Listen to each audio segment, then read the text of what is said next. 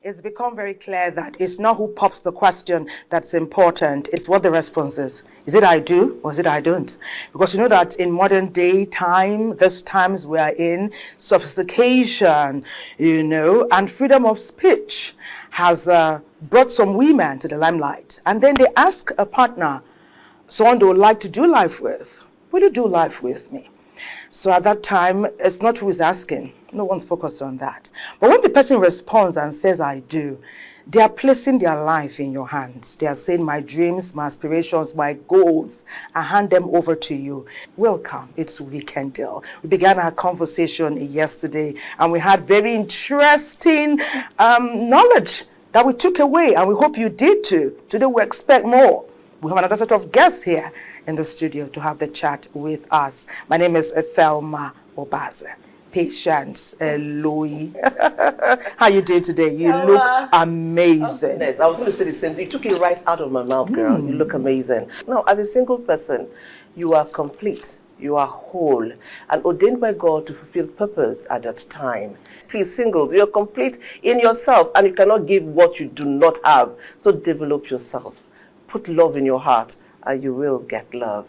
It's time for yoga, isn't it? It is. Namaste.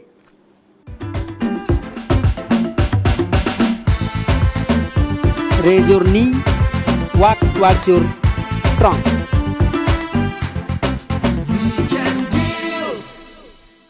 Namaste. Hello to everyone. I am Diptiranjan Mohanty, a trained yoga teacher from High Commission of India, Abuja. She is Tinasi. Now we perform Setubandha Asana. Setubandha means bridge. So the posture name is Setubandha Asana or bridge pose. Before that, we should know the contraindication. Those who are suffering from peptic ulcer, heart disease, hernia, sciatica, high blood pressure, vertigo, they should avoid this posture. In case of pregnancy, women should avoid this posture. Now, outstretch your both legs, both feet together. Bring your both hands behind your back, 30 centimeter distance from your buttock. Finger pointing towards your back. Both hands should be straight, slightly lean back. Now breathe in, raise your buttock up, raise your trunk up, bend your neck back. Touch your both feet on the floor. Breathe out slowly, buttock down, trunk down. Breathe in, raise your buttock up, trunk up, straight your body. Hang your neck back. Make a bridge shape through your body. Maintain this posture as much as you comfortable. Now, we'll do the variation. Turn your palms, finger pointing towards your body. Now, fold your both leg, both feet, separate your both feet up to shoulder width apart. Now breathe in, raise your trunk up, straight your body. Your trunk should be parallel to the floor. Hang your neck behind your back. Breathe out slowly down your buttock. This is one round. We should do this 5 times for general health. This asana strengthens the leg. It is beneficial to the nervous, digestive, respiratory, cardiovascular and glandular systems and helps to relieve various gynecological disorders.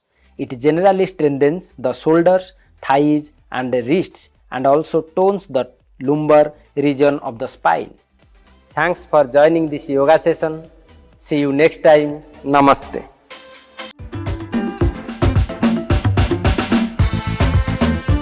Raise your knee, walk towards your trunk. Thank you, Deep. Always relaxing us every morning for our show. Okay, our conversation since yesterday has been about finding that very special someone. I've all understood the fact that it is not easy, and that is because finding that person involves a lot of complexities. But one thing I will always say is this: if you want to have a very good friend, be a very good friend. The wedding is the door opener into the bigger deal, into the biggest deal, which is the marriage. And in the marriage, you must forgive easily, apologize even more swiftly, and teach with love. But there is more. That's why Francis is going to set a tone today for our package with this background feature. Francis, please share.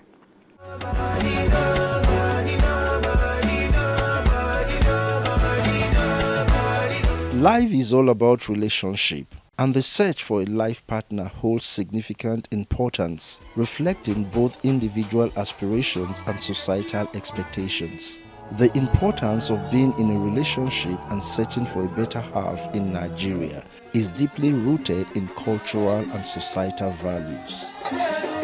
When we talk about a relationship that will culminate into marriage, it's a different ballgame. And certain things have to be put in place. You talk about finances, you talk about your compatibility, you talk about your likes and dislikes. Somebody will prefer a fair, tall, so many things will have to come into consideration. In the past, marriages were often arranged, with families playing a central role in ensuring compatibility.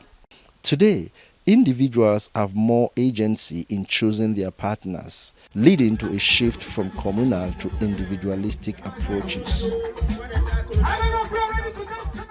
Then it was even the parent that used to look for suitable marriage partners for their children, because they had to do background check on the family in which you want to marry into, the kind of illness or diseases that is peculiar to their family, things like that. They don't marry mostly outside their environment because they know everybody in person. But nowadays, it's another kettle of fish. Single Nigerians find themselves at the intersection of tradition and modernity in their quest for a life partner. While cultural values are deeply cherished, there is a growing desire for compatibility in terms of personal aspirations, lifestyles, and goals. In the Yoruba culture, that these days they don't collect dowries again.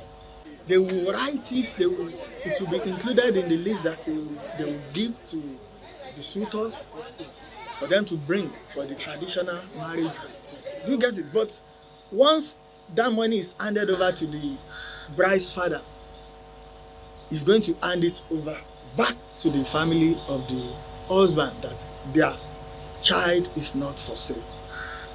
All they require is for her to be properly taken care of. It is just part of the cultural rights in marriage.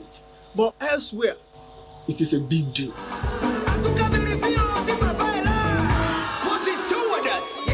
The influence of technology and social media on the dating scene in Nigeria is undeniable. These platforms have widened the pool of potential partners, enabling individuals to connect across geographical boundaries. However, the ease of access comes with its own set of challenges. People have a page where they even advertise women and men for marriages. So, the institution of marriage has degenerated to that level. There is a lot of deception in this so-called social media engagement and marriage. It's not every of it that works. It is even more disheartening these days that you meet people on social media and the next month you are getting married. So we don't see it as something that is really serious. We don't see it as an institution as it's supposed to be.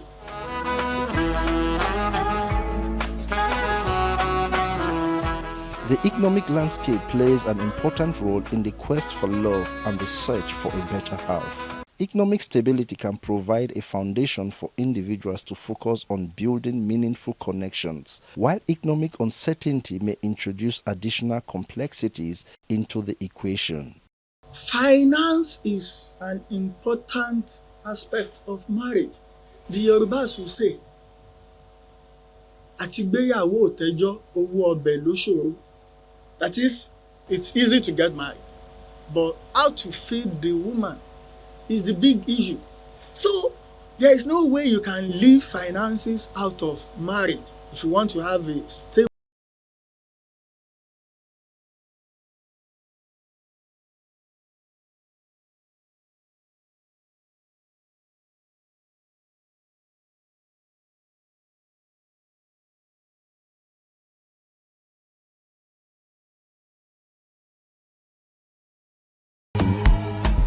Weekend Deal today is captioned, "The Search for a Better Half." Okay, so we're going to start our conversation by letting NTA Channel 10 Lagos join the conversation. And we're talking about what a prenup is. What exactly is a prenup? Is it something we should be afraid of, or something that shows that the other couple, one part of the couple is not trusting of the other one? What exactly is it? Let NTA Channel 10 tell us more, and then we'll talk.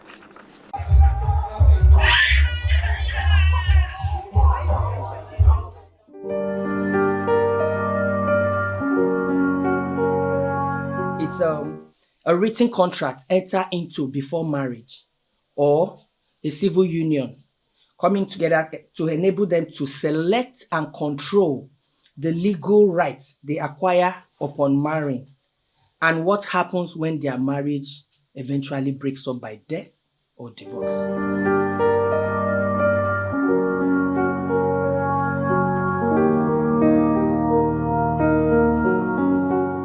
It's a very emotional topic for so many people, because when they are thinking prenup, they're already thinking possibilities of the marriage ending.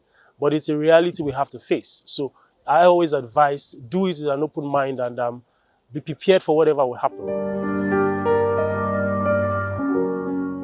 Now, confidentiality for me is one of the very major characteristics of a prenup. You can't joke with it, because if you disclose the details of the prenuptial agreement without the consent of the husband or the wife, it may create some problems in the marriage. There's a lot of misconception about it. Like, one of them is that it's for rich couples. It's not for the wealthy people. Any couple can benefit from it. It's also, one of them is also that it's mostly for those who have assets. No, it's not only for those who have assets. One of them is also that it's expensive. Prenup is cheap compared to what you go through litigation, trying to fight for divorce, your claims and all that. It could last long into years and months, and with those emotional pain. So prenup, if it's well done with a good lawyer and properly, is cheaper. Another misconception is that it's a sign of weak relationship. It's not. In drafting prenup, you have to sit down and discuss your finances, your finances, how you're going to do things, and these are key things you need in communication in a good relationship. Now, the first challenge is consent. Now, both parties most times do not want it. I always find out that one party is pushing for it most of the time. Now, the second challenge I would say is the religious aspect of a prenuptial agreement. There is always a religious kickback. You know, you would hear parties say, either one of the parties or even both parties sometimes will say that my religion does not permit me to think of a divorce even before I'm entering marriage. Another challenge is that it helps parties consider a possibility that my marriage may not last forever.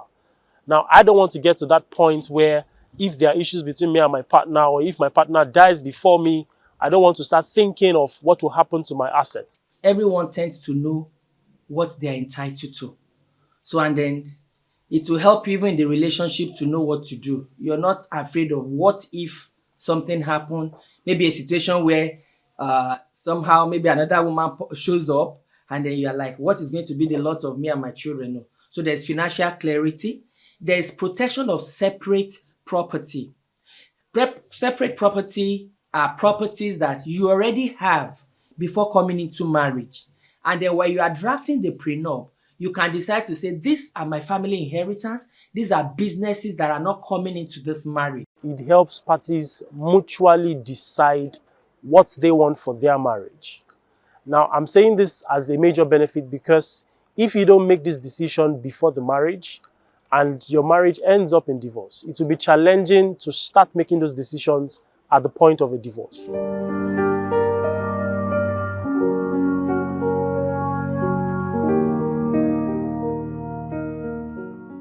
Marriage is a big deal, but it can be a very good deal if you load your basket with values and virtues that will nourish your union. Let's get to meet our guest. One of them is Barrister Shuaib Mustafa. He's the Chief Imam, Peace Court Estate Mosque here in Abuja. Let's see his profile.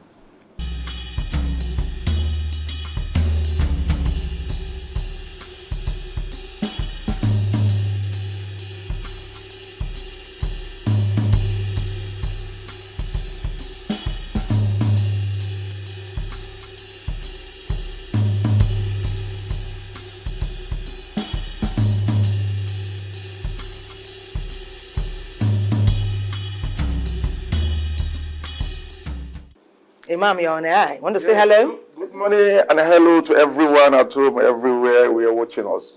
And thank you, moderators. Good morning. Set of guests here, it's my singular honor to introduce to you this amazing couple. I've had a background, I have chat with them when we're on break, and I'm excited to introduce to you Malam and Haji Abdul Hakim Raji. Good morning, Mrs. Welcome to our program. Good morning, viewers. Oh. Good morning. Okay, so let's just dig right into it. For how long have you been married? And this is how I want you to take this conversation. You tell us how long you've been married and how did you meet her? And when you asked her, what did she say? I want to know the cocoa of the matter that led to 22 years. You want to know how this thing started. Oh yeah, let's go there. Alhamdulillah, well, for the past 22 years, still counting, actually is by God the sign that we were able to meet. And on and on like that, till today, we are still together. We thank God for His mercy on us. So what did you tell her when you told her? Okay, it was a family arrangement or you met her somewhere and you said, God, that's my wife. Because, madam, you're going to tell me what you said when he asked you. Why are you laughing? I'm serious. I want to know this thing. So, Malam, let's hear you. Let's say, what did you tell her? Or you saw her and told her father? Or how did you go? Well, it was my madam who told me that, at least each person has a kind of mentor. And when you get to a certain stage, you will be told, okay, this is the next thing, a line of action for you to do. Wow. And that's what I will encourage the youth of nowadays, to pick a person, especially those that are religious, and they know they are influential in society as mentor. Through that, they will be guided. On who you will choose. That is it. So what did you do? What did you do when he told you? No, please, I want her to respond. When they told you that, okay, this is your husband, what did you do? You just accepted? Alhamdulillah Rabbil Alameen. For the gift of life. Alhamdulillah. Amen. I'm happy to be here. Okay. As he has rightly said, I also have a mentor. Yes, I also have a mentor. And I want this to serve as a lesson for our youth of nowadays. Yeah. Not to just decide on your own, because when you decide on your own, it can be something else. Most especially the way the economy is today. You know, when you have a mentor, your mentor will guide you. Though it's only God that can guide right. But somebody will be there. God will not come down. Yes, somebody will steer it. Yeah. Exactly. God will direct somebody to direct you. So as my mentor too called on me, this is the next thing for you. Wow. As for me, as at the time I was asked to come and see somebody, I was telling them I still want to have this, I want to get this. How I old want were to you get then? that. Yes. How old were you? I'm going to 29 years then. At that time. You had finished school? Yeah. Yes, I finished school, of course. Okay. I finised school, I've started working. Wow. I have a role model then in which I'm looking up to, that I want to have this and get this. You know, as a Yoruba lady, you want to keep fit and do so many things. Keep fit financially. Yes, I know what you're talking about. and you know, and two, and now I've become an advocate of early marriage. Exactly. Because it's not easy. I know what I've gone through. Most especially when it comes to children. The younger the better. 22 years. Exactly. The younger the better to have children. Exactly. Whether we like it or not. Exactly. Yes. So I've become an advocate of early marriage now. Okay, So I wouldn't thank want you. anybody to get late Before they true. marry. It's I true. like It's a that. one. It's Good a one. advice. But good a thing that, you know, you have a mentor that is guiding. Like you were saying earlier, some of the youths now believe they know a lot. And sometimes early marriage is not even a determinant of the success level you will have in that youth. Yes. But let's hear from Imam, the chief Imam. You two, you have been in a happy, successful union for over 2 decades. Yes, yes. Interesting. Is this also the pattern? Your mentor told Or you met her and your thunder bomb. about a lady. I said, hey! And when you did meet her, what attracted you to her? Well, thank you. February 14, next, I think, a couple of days. Now, my marriage will be 21 years. Congratulations. Yes, thank you. Good one. I married to Abuja Madinat Mustafa. And we thank Allah subhanahu wa ta'ala, the marriage has been blessed with 5 children. Now, if I should go into the genesis of my own, it is quite different. Don't write a book. Yes, I'm going to be brief. Yes. My own is I searched for her and I got her. Yes, it's not a one straight jacket. Yes. With respect to whether a mentor should tell you marry this. That is al-walaya. The couple we have, they are telling us that a wali, a guardian will tell you, okay, it's good, do this, do this. It's very good Islamically, but it's not a one straight way. You can as well get a lady that you like and speak to her, because that is what we call betrothal in Islam. In fact, it's about prenuptial stage of marriage, where you betroth the lady. In my own case, How old were you then? How old were you? At that time, I was 31 years old. Right, very right. Yes, right. 31 years old. And my lady then was 24 years old. 23. Yes, 24, yes. Because it's so in this case, I searched for her. Islam gave us some qualities that we should search for in a woman. The Prophet said, Tunka ulimara li arba'in. Limaliha, wali hisabiha, wali jamaliha, wali diniha. Vasfar bistati dini tarbiyat yadaka. He said, people marry women for certain things. Number one, for her wealth. Yes, my Ajia just said something about wealth. Yes. It is not un-Islamic for a lady to search for means of life to be rich. It's not un-Islamic. It is legal for you to get wealth. People marry for wealth. When you see a lady that is rich, you are attracted to her, you want to have her. I like that. I like that. Yes, our family background. Yes. She's from the Dangotes. She's from the Abiolas. So in that one, the connection. Yeah, you may also say, oh, she's from the Sheikh Adams, Sheikh Kamal. Further, our background is of Islamic nature. Then, Lijamalia for her beauty. Nice one. Me, I went for 2 things. Okay. I went 3 things. I would say the last one. Beauty. You are dancing on your children. Yes, for Jamal. Yes. People marry for Jamal. The Prophet now said, Walidiniha, and for her religiosity. Yes. He now said, if you want to cap it all, get the one that is more religious. So that you can have it right. If you have beauty, if you have weight, if you have background, but No without religion. religion, you can get it right. That's why I'm happy for this couple. They are religious. They are religious. Now, in my own case, see, it doesn't have wealth. They are not wealthy in their family. I got her because of her family background from the Islamic home. Okay. 2, because of her beauty. Oh, I need to go to beauty. I know you, for you, for a man like you, right? I liked you because you were handsome. I know. Thank you. Okay, what's the third one? I now cap it all with her religiosity. Oh. So that is the story of my marriage. Interesting Okay. one. Interesting one. Okay, we do know that the Islamic marriage permits a man, you know, to marry more than a wife. And I'm not going to ask you first. I'm going to go to Hajia. Okay. Hajia, I know we women naturally are jealous. I know for 22 years you've been the queen of the ship. What if Aladi comes to one day and say, Hajia, I saw Miriama somewhere and I want to bring her in. What's going to be your reaction? Alhamdulillah, Rabbil Alameen. Alhamdulillah. There is nothing bad for my husband to get another wife.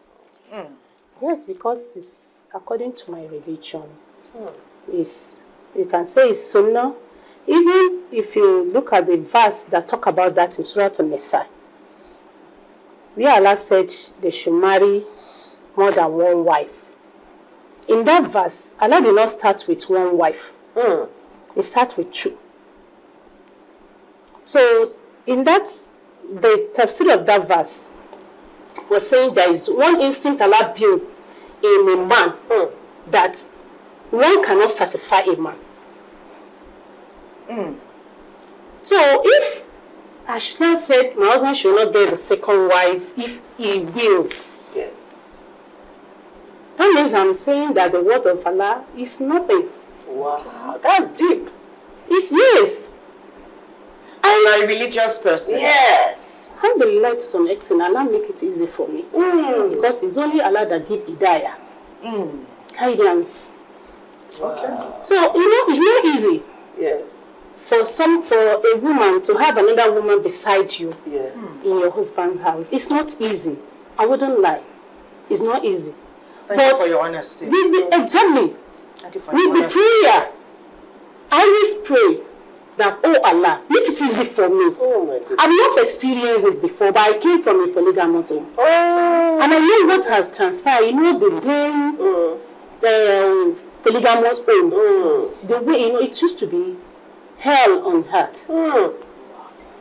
But according to the way things are going now, the exposure and understanding of Islam, you know, things supposed to go easy. As a Muslim lady, a Mu'minat for that matter, you need to understand your religion. What does it entail? And how can you go through this? Because it's going to be a trial. As children too. You know? Exactly, it's going to be a trial. It's a trial. Yes. Wow. So for you to, it's just like they want to test your patience. Wow.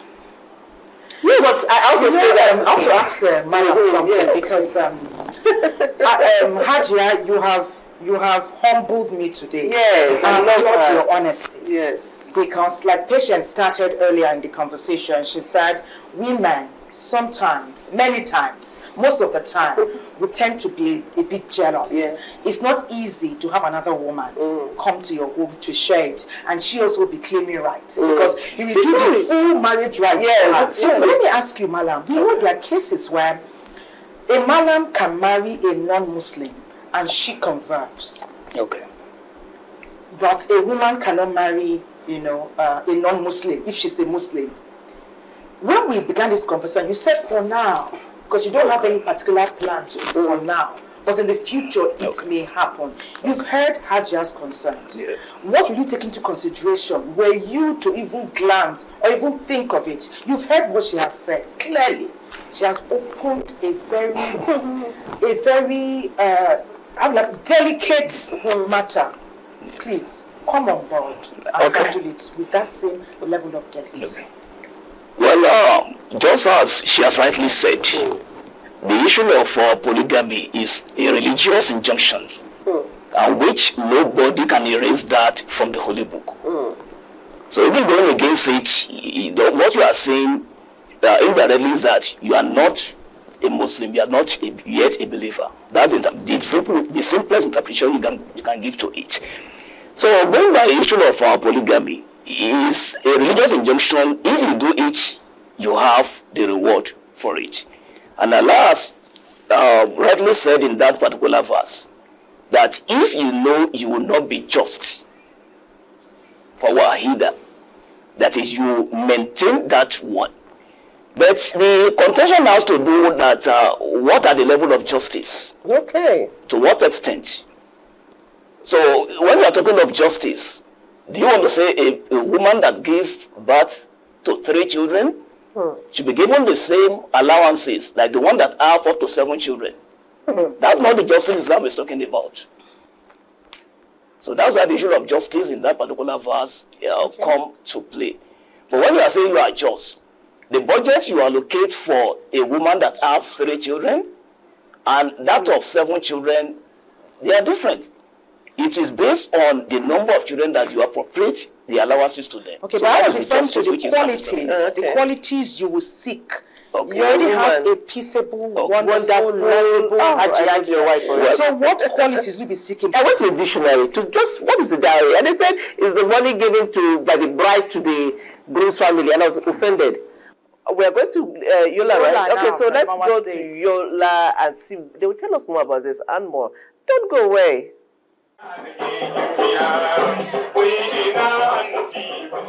In Nigerian culture and tradition, a dowry is as old as the history of marriage itself. It is a form of a gift from the groom to the bride. The amount of money or goods given as a dowry symbolizes honor and dignity of the bride, and it is practiced by the 2 major religions. In Islam, dowry is a right of the bridegroom given by Allah subhanahu wa ta'ala, that an amount of money or a material items will be given to the bride to make her legitimate wife to the husband. In the Christendom, when marriage is involved, the marriage is not yet established until there is a dowry involved.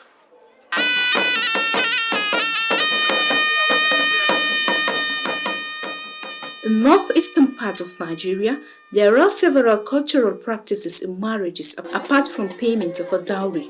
In fact, the amount of money or value of a dowry given to the bride is insignificant to what families are spending in marriages. Cultural traditions such as unveiling of the bride and the groom, buying of kola nuts and sweets by the groom, gifting a set of bucks or more along with wrappers, jewelries, cosmetics by the groom to the bride, buying furniture and kitchen utensils by the bride's family, and exchange of money and goods between the 2 families, among other practices, binds relationship but has become a great economic burden to families. My own opinion, honestly, youth, they should continue paying the dowry when they want to marry, but the parents, they should consider the cost of the dowry to reduce this small so that the youth can pay. The way the parents are signifying on this issue of dowry is very worrisome. And I believe it's not compulsory for a guy to pay such amount. It's not supposed to be mandatory for the guy to pay such amount as dowry. Like the parents and the daughter, they have to sit and then just decide on a reasonable amount of money that they think the guy can pay. And then the issue of other things, traditional things in the marriage, both the parent of the bride and the groom, they have to sit down and make decision. Like, so that the groom will not spend much, so also the bride will not spend much, so that the thing will be even. Both families should consider the situation, since it is a tradition, not a religious order. The emergence of involvement of cash in recent times is a common practice because of economic pressures. Negotiations between families are made depending on financial status of both families. This laboring we are talking about now has been shifted to economic aspect, because if you do all this farming is not the issue now, because herbicide has come for the farming, okay? Insecticide has come for the farming. So there is a tractor, okay? There's all these things. So now they say, okay, instead of this labor or something now, let's talk of money, okay? Let's talk of money and then Eurocentric materials. Government should come out with guidelines on marriage in the collaboration of all religious leaders, okay? And then our social, leaders in the society, and then people will come together, and the educationists should come together and then have a kind of memoranda, and then present or give to the legislator to legislate on, and then the government will come in with a good policy. On one hand is our cultural values, and on the other hand is the economic challenges. Families that are not able to meet up with the demand faces shame and humiliation, causing serious social problems in the society. As Africans, our culture and traditions are indispensable, but it should be in moderation, not an avenue for exploitation. Dowry is very significant, symbolic, and important in the African culture, and we'll continue to uphold it. But the advice here is that we must keep it moderate, and that's why we are applauding the Ochidama for pegging it recently at 50,000. Our guest is still here, and there's more to come, but let's go on a short break. Don't go away.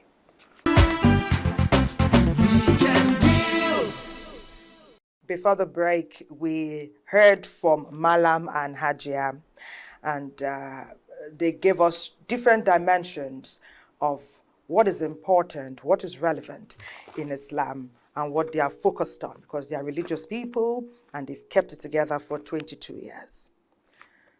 Barrister Shraib is here. He's the chief imam, and we brought up the issue of a second wife. And we know that Islam permits 4.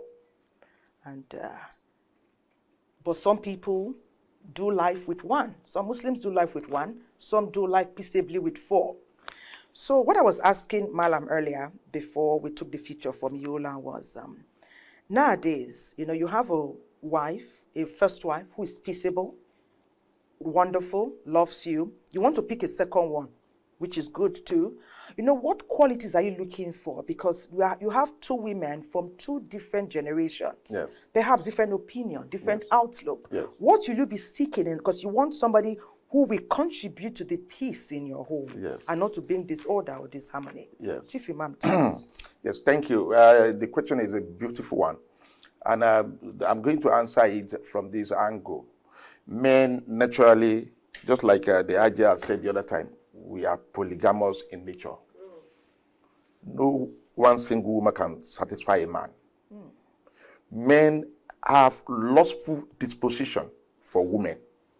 You want to have white, you want to have black, you want to have yellow, you want to have... So God in his wisdom is the most wise. Yes. Now say, okay, let me allow it open. It is good to see that our men have more women with him. But it is not good of women to be here today, to be there tomorrow, to be there next tomorrow. That is why they are not made to be going to men and every man today, next tomorrow. You understand me? So men by our nature, because of our aggressive nature. The way you are owning it, the way he's owning it is what I want to say. Men by our nature. Like a lion. That's the speak. The king of the jungle. Some will say only one wife I have, but they have many side chicks outside there. Concubine.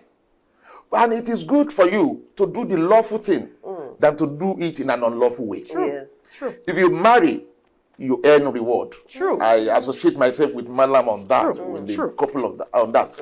If you do zina, you do concubine, of course, you earn sin, you get sin. True. And you'll be punished for that by God. That is why it is good for you to marry than to be doing the illegal and illicit affair with women outside. Okay. That is basic. Now, what are the qualities that a man will now seek for before you bring in second, third, or fourth wife in order to make the home peaceful? Yes, I answer it like this. Men are born as leaders. Yes. Just like Nigeria today, we have a president. He's the leader of the nation. He must learn how to tolerate all of us. We have mad one in the country. We have calm one. We have aggressive one. We have receptive one. We have deceptive one. We have reactive and proactive ones. Yes. So as a leader, you have to know how to manage. You can't get it right by saying all of this is the quality I'm looking for in the second wife. Because you cannot discover a woman until she enters. I agree. Wow. You don't know. She may pretend, I will take all your children as mine. I will do this.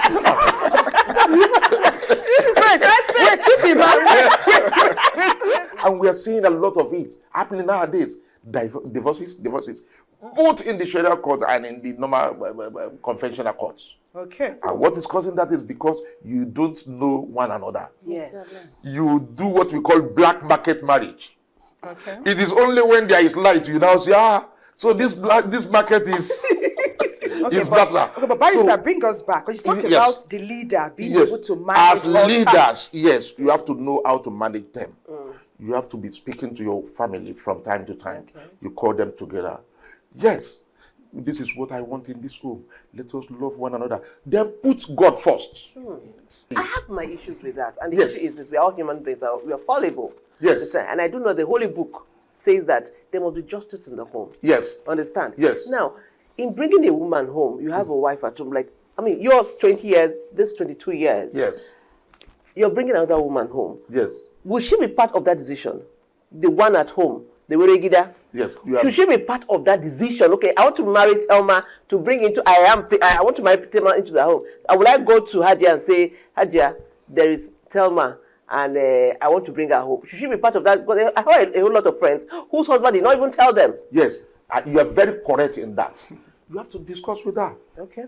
You have a home, and you are not the only home. You are all partakers in the affairs of the home. You have to say, you can satisfy me. I need you to have your health. Me, I don't want to disturb you. Can I bring somebody? Discuss it. She may even say, I've consented to it.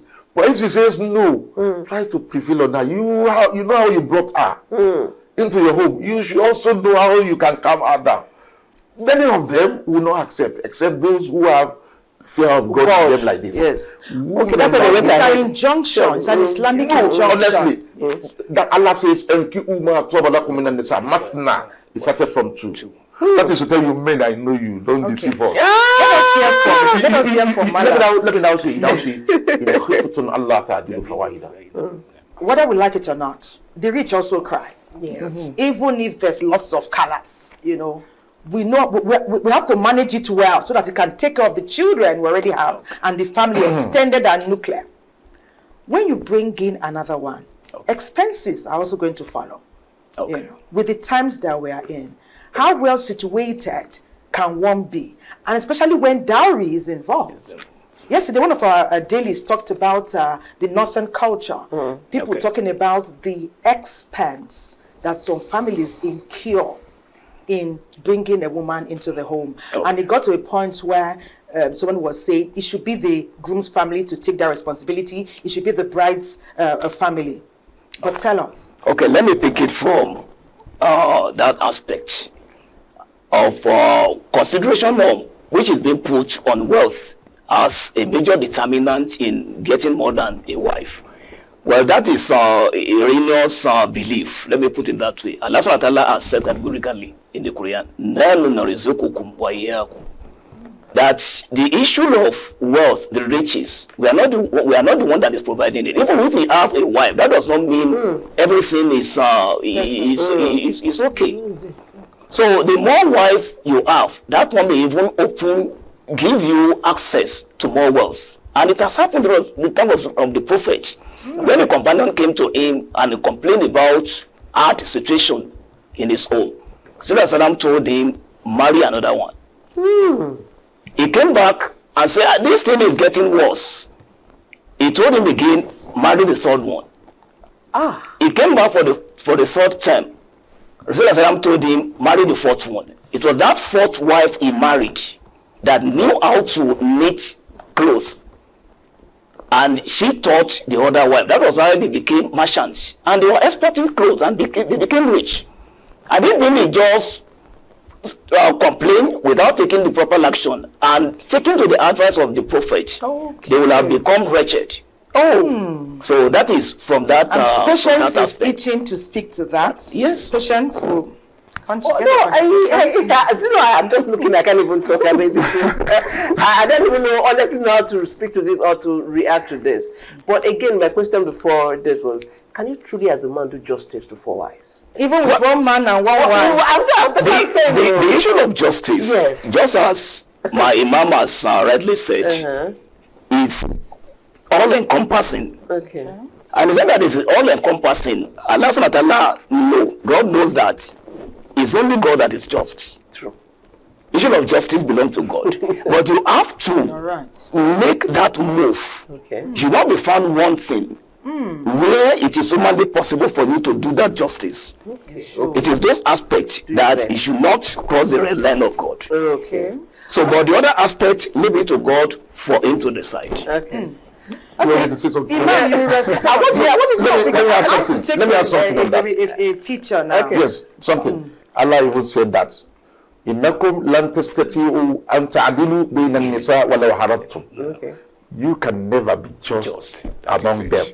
Even though you so wish, you crave to be just. You can only do your best. Do your best. That makes and leave the rest. That makes sense. Yes. This is interesting. So Yes. it tells me that for the home to succeed and for the children and the man himself to enjoy his home, the women must come together. Yes. It's one thing for the man to marry, but the women must work together for peace in that home. Even if somebody says yes and her mind is not happy with it and she doesn't support it, little matter how much justice the man is bringing to the table, there will not be harmony. Women power. That's why women cooperation must come together. Really harmonize to make sure that the king, the head, himself.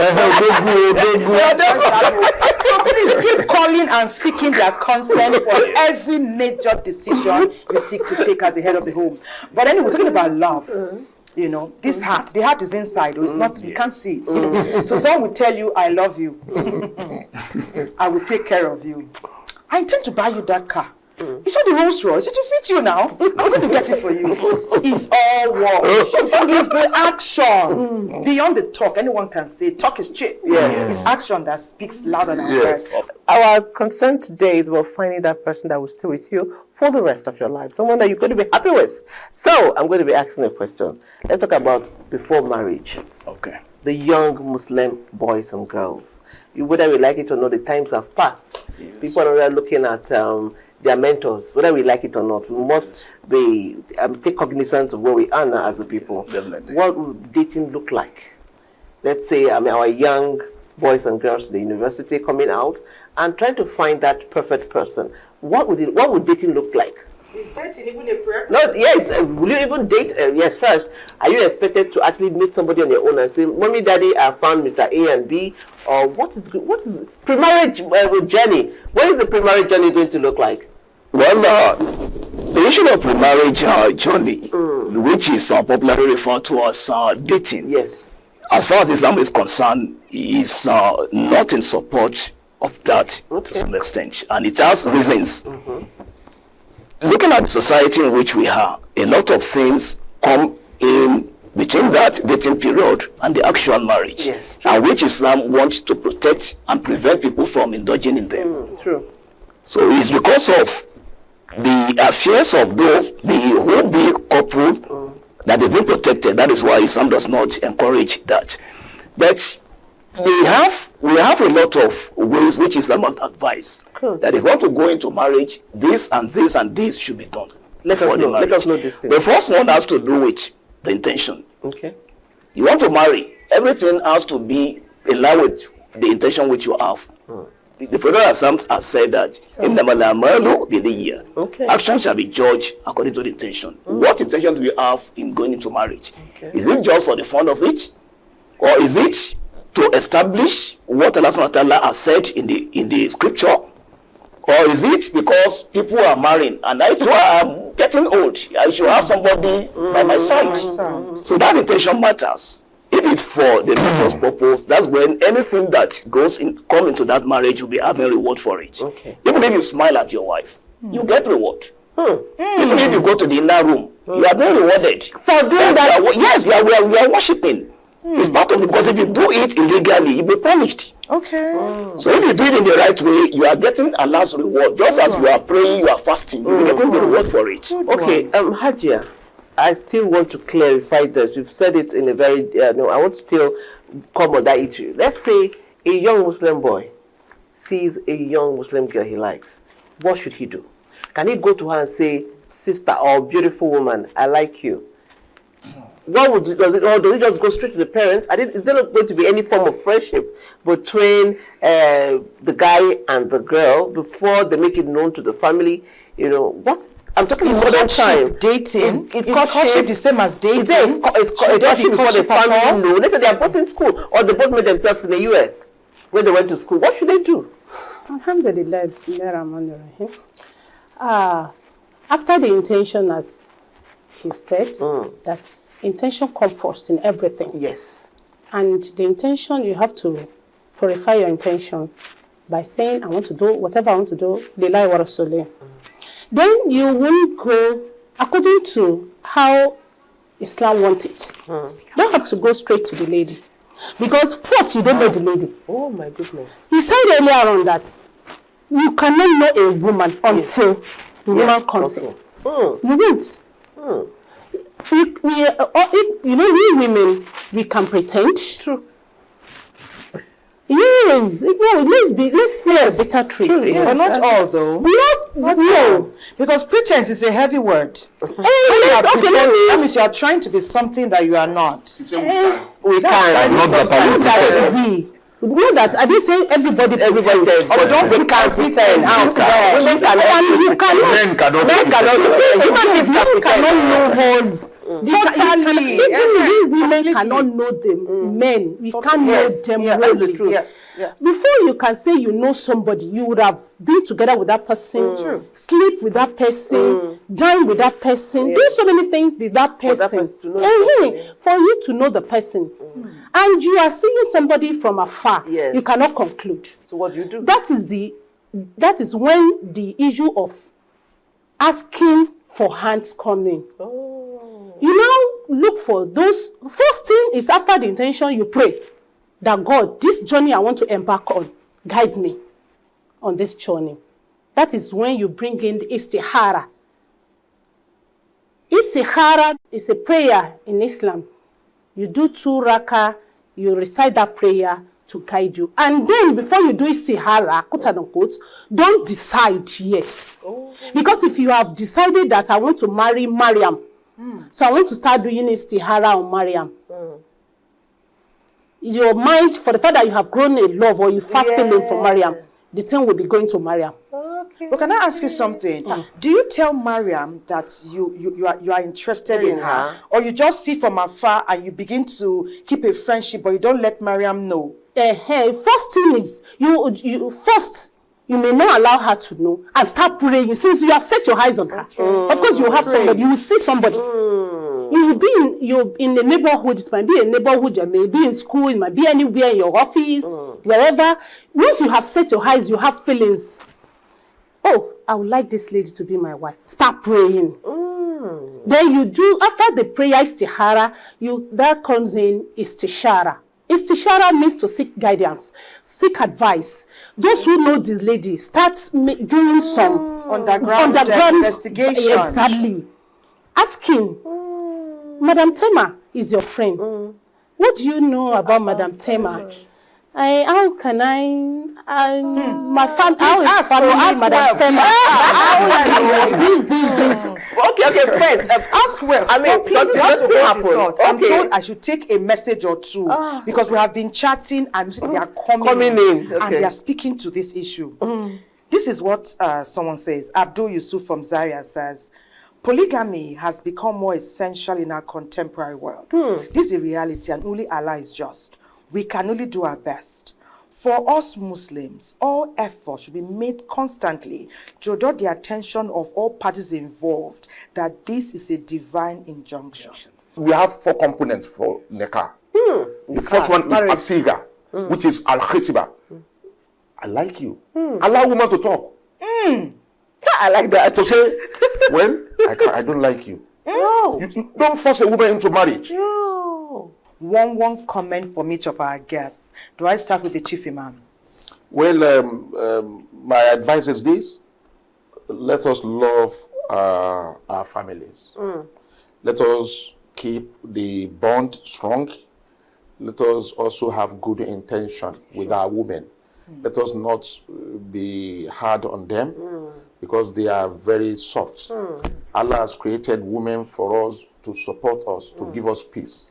Let us see them in that aspect. And also, he that has capacity should marry many because women have outnumbered men. That is why we have many unmarried women outside. So let us accommodate them into our homes. God will provide for us. Okay, thank you. Hajia?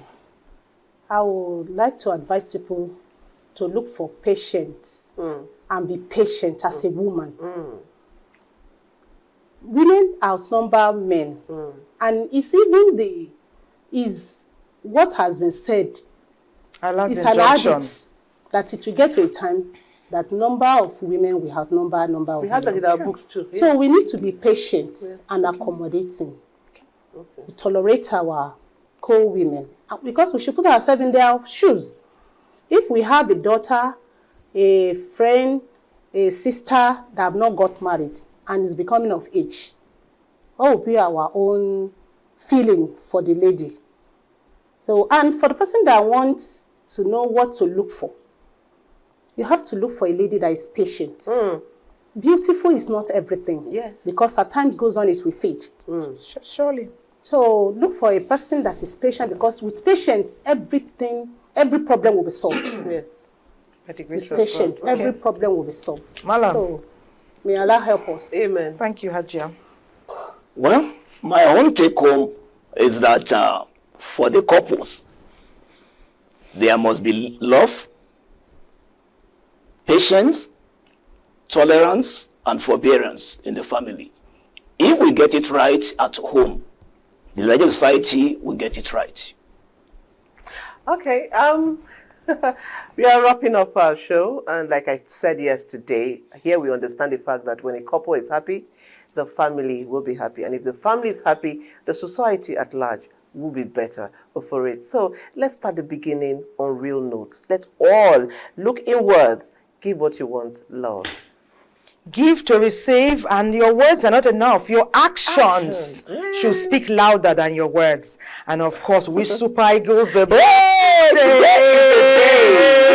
Nigeria deserves that cup. Let's even do what we did Super yesterday. Eagles, go and own it. Okay, Yes, you start from there. Do you think Nigeria will win or who will win tonight? Trusting Nigeria. Okay. My wish is that the cup is coming to them. Oh yeah, Hadia.